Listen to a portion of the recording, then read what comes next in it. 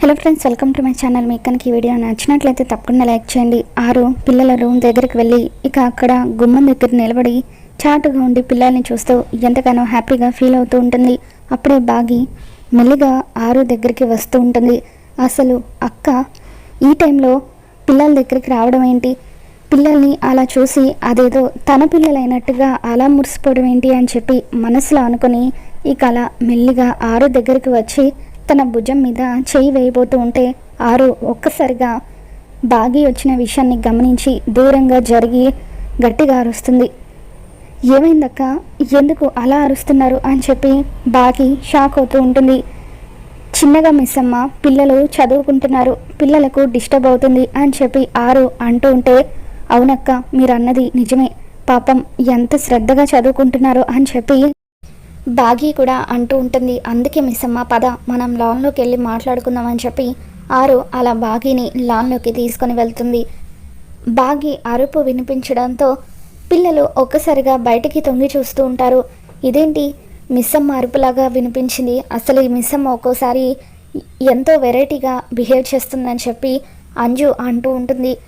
సరేలే మనకెందుకులే చదువుకుందాం రండి అని చెప్పి అంజు హోంవర్క్స్ కనుక పూర్తి చేయకపోతే మళ్ళీ ప్రిన్సిపల్ డాడీకి కంప్లైంట్ ఇస్తారు, ఇదంతా అవసరమా, మాతో పాటు కూర్చొని హోంవర్క్స్ కంప్లీట్ చేయని చెప్పి అమ్ము అంజుకి చెబుతూ ఉంటుంది. బాగి ఆరు ఇద్దరు కూడా లాన్లో మాట్లాడుకుంటూ ఉంటారు.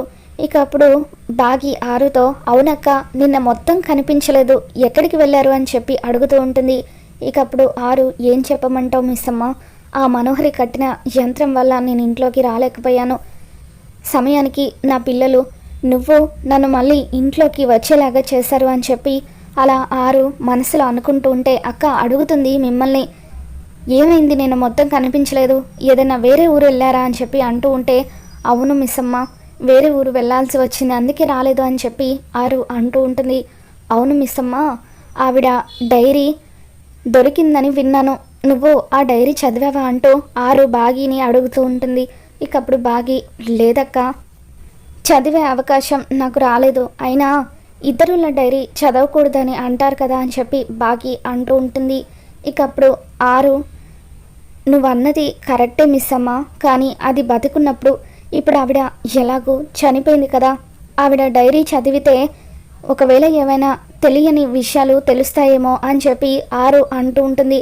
అవునక్క నువ్వు అన్నది నిజమే, ఆవిడ్ని చూసే అదృష్టం ఎలాగూ నాకు లేదు, ఆవిడ చేతి రాతైనా చూస్తాను అని బాగి అంటూ ఉంటుంది. ముఖ్యంగా చివరి పేజీలో ఆవిడ ఏం రాసిందో చదువు మిస్ అమ్మ అని చెప్పి ఆరు అంటూ ఉంటుంది. ఎందుకక్క అంత పర్టికులర్గా చివరి పేజీ చదవమని చెబుతున్నారు అని బాగి అంటూ ఉంటే, మరేం లేదు మిస్ అమ్మ, ఆవిడ చనిపోయే ఆఖరి రోజున ఏం జరిగిందో అదంతా ఆవిడ రాసిపెట్టి ఉంటుంది కదా, అందుకే ఆ విషయాలు తెలుసుకోవడానికే చదవమంటున్నానని ఆరు అంటూ ఉంటుంది. ఇప్పుడే వెళ్ళి చదువుతానక్క, ఇప్పటి వరకు ఆయన కూడా ఆ డైరీలో చివరి పేజీలో ఏం రాసిందో చదవలేదట, ఇప్పుడే వెళ్ళి చూస్తాను అని చెప్పి ఇకలా బాగి పరిగెత్తుకుంటూ గదిలోకి వెళ్తూ ఉంటుంది.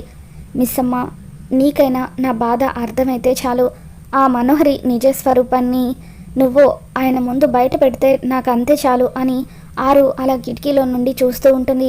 ఇక అలా బాగా గాలి వీస్తూ ఉంటే డైరీ పేజీలు ఓపెన్ అవుతూ ఉంటాయి. ఇక అలా చివరి పేజీ ఓపెన్ అయి ఉంటుంది. బాగి వెళ్ళి డైరీ చదువుతూ ఉంటుంది. ఇక అందులో మనోహరి గురించి ఆరు రాయడం చూసి బాగి ఒక్కసారిగా షాక్ అవుతూ ఉంటుంది. కంగారు పడిపోతూ తన చేతిలో ఉన్న డైరీని కింద పడేస్తుంది. ఇదేంటిది, మనోహరి కుట్ర గురించి ఆవిడ చనిపోయిన తర్వాత ఎలా రాస్తుంటుంది అని చెప్పి బాగి షాక్ అవుతూ మరొక్కసారి ఆ డైరీని చదువుతూ ఉంటుంది. నా చావుకి కారణం మనోహరి, ఎలాగైనా సరే మిమ్మల్ని సొంతం చేసుకోవాలనే ఉద్దేశంతోనే మనోహరి మన ఇంట్లో తిష్ట వేసిందని చెప్పి ఆరు ఆ డైరీలో రాసిందంతా కూడా చదివి బాగి ఒక్కసారిగా షాక్ అవుతూ ఉంటుంది.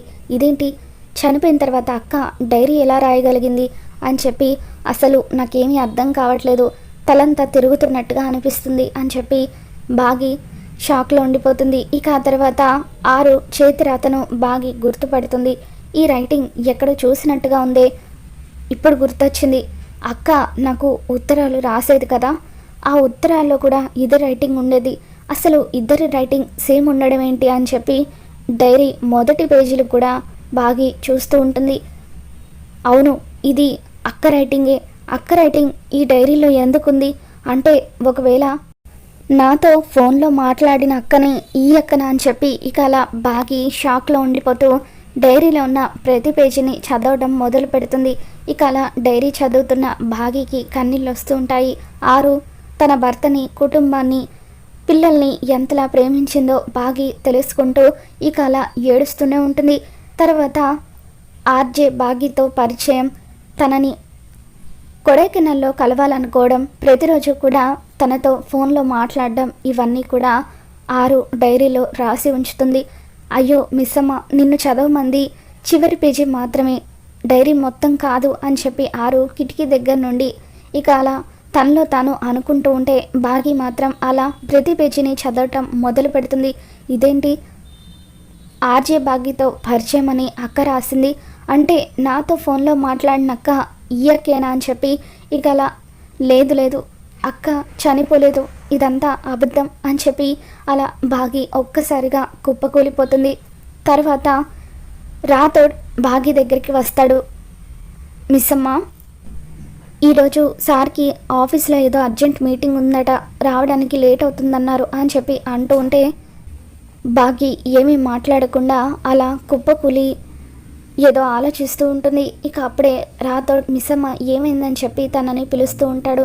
అప్పుడు బాగి ఒక్కసారిగా తేరుకొని, రాథోడ్ నువ్వు ముందు నాకు ఒక నిజం చెప్పు, కొడైకెనాల్లో నేను కలవాలనుకున్న అక్క ఈ ఇంటి ఆవిడ ఒక్కరేనా అని చెప్పి బాగి అడుగుతూ ఉంటే రాథోడ్ ఏమీ మాట్లాడలేక సైలెంట్గా ఉండిపోతాడు. ఈరోజు నాకు నిజం తెలియాలి రాథోడ్, ఈ రైటింగ్ని నేను గుర్తుపట్టగలను, ఇది ఖచ్చితంగా అక్క రైటింగే అని చెప్పి అలా బాగి రాథోడ్ని అడుగుతూ ఉంటే ఇకప్పుడు రాథోడ్ అవును మిస్సమ్మ, మీ అక్క మరెవరో కాదు, చనిపోయిన మా మేడం. మా సార్కి మీరు అవార్డు తీసుకున్న రోజే ఈ విషయం తెలిసింది, కానీ మీతో ఈ విషయం చెబితే మీరు తట్టుకోలేరని ఇప్పటి వరకు ఈ నిజాన్ని మీ దగ్గర దాచిపెట్టారు అని చెప్పి రాథోడ్ బాగికి జరిగిందంతా కూడా చెప్పేస్తాడు. దాంతో బాగి ఎంతగానో ఏడుస్తూ ఉంటుంది. ఇక బాగి బాధను చూసి ఆరు కూడా కిటికీ దగ్గర నిలబడి ఎంతగానో బాధపడిపోతూ ఉంటుంది. వద్దు మిస్సమ్మ, నా కోసం నువ్వు బాధపడద్దు, అనవసరంగా నిన్ను ఆ డైరీ చదవమని చెప్పి నేను తప్పు చేశాను అని ఆరు అనుకుంటూ ఉంటుంది. ఇక ఆ తర్వాత బాగి రాథోడ్ ఇప్పటి వరకు ఈ ఇంటితో నాకెందుకు ఇంత అనుబంధం ఏర్పడిందో అర్థం కాలేదు, కానీ ఇప్పుడు అక్క గురించి తెలుసుకున్న తర్వాత దేవుడు నన్ను ఈ ఇంటిని కాపాడడం కోసమే ఈ ఇంటి కోడల్ని చేశాడని అర్థమైంది. ఇకపై ఈ ఇంటికి ఏ కష్టం రానివ్వను, అక్క చావుకి కారణమైన ఏ ఒక్కరిని కూడా నేను వదిలిపెట్టను. ఇంకొక విషయం రాథోడ్, అక్క చనిపోయిన తర్వాత డైరీలో మనోహరి కుట్ర గురించి రాసింది, కానీ చనిపోయిన అక్క ఎలా ఈ డైరీలో రాసిందో అర్థం కావడం లేదు అని చెప్పి బాగి అంటూ ఉంటే ఇకప్పుడు రాథోడ్ మిస్సమ్మ, నీకు ఒక విషయం చెప్పడం మర్చిపోయాను, మొన్న కొడైకెనాల్ పంతులు గారు వచ్చారు కదా, మేడం అస్థికలు ఇంకా పుణ్యనదిలో కలపకపోవడం వల్ల మేడం ఈ ఇంటి చుట్టే ఆత్మగా మన మధ్య తిరుగుతుందట. ఒకవేళ ఆత్మగా ఉన్న మేడం డైరీలో ఏమైనా రాసుంటుందా అని చెప్పి రాథోడ్ అంటూ ఉంటాడు. ఇకప్పుడు బాగి లేదు రాథోడ్, ఆత్మలకు వస్తువులను తాకే శక్తి ఉండదు, అక్క ఎవరిలోకైనా ప్రవేశించి ఈ డైరీ రాస్తుండొచ్చు అని చెప్పి ఇక మొదటి నుండి జరిగిందంతా కూడా బాగి గుర్తు చేసుకుంటూ ఉంటుంది. ప్రతి పౌర్ణమికి ఏదో జరుగుతుందని నీతో చెప్పాను కదా రాథోడ్, అది ఇదే అయ్యుంటుంది. అక్క పౌర్ణమి రోజున ఒకరి శరీరంలోకి ప్రవేశిస్తుంది, తనే చేయాలనుకున్నవన్నీ దగ్గరుండి చేస్తుంది అని చెప్పి బాగి అలానే ఆ రోజు మా పెళ్ళి కూడా జరిగింది, అక్కే దగ్గరుండి మా పెళ్ళి జరిపించింది. తర్వాత ఒకరోజు అమ్ముకు కూడా ఇలాగే జరిగింది. ఆ రోజు జరిగినవేవి కూడా అమ్ముకి గుర్తులేవు. నా అంచనా ప్రకారం అయితే మనోహరికి ఈ విషయాలన్నీ తెలుసు, అందుకే గోరతో కలిసి కుట్ర చేయాలని చెప్పి ఇంటికి ఆ నల్ల తాయెత్తుని కట్టింది అని చెప్పి బాగి ప్రతి విషయం కూడా తెలుసుకుంటూ ఉంటుంది. నిజంగా ఇవన్నీ నేను నమ్మలేకపోతున్నాను మిస్సమ్మ, వెంటనే మా సార్కి ఈ విషయాలన్నీ చెబుదాం పద అని చెప్పి రాథోడ్ బాగిని తీసుకొని వెళ్తూ ఉంటాడు.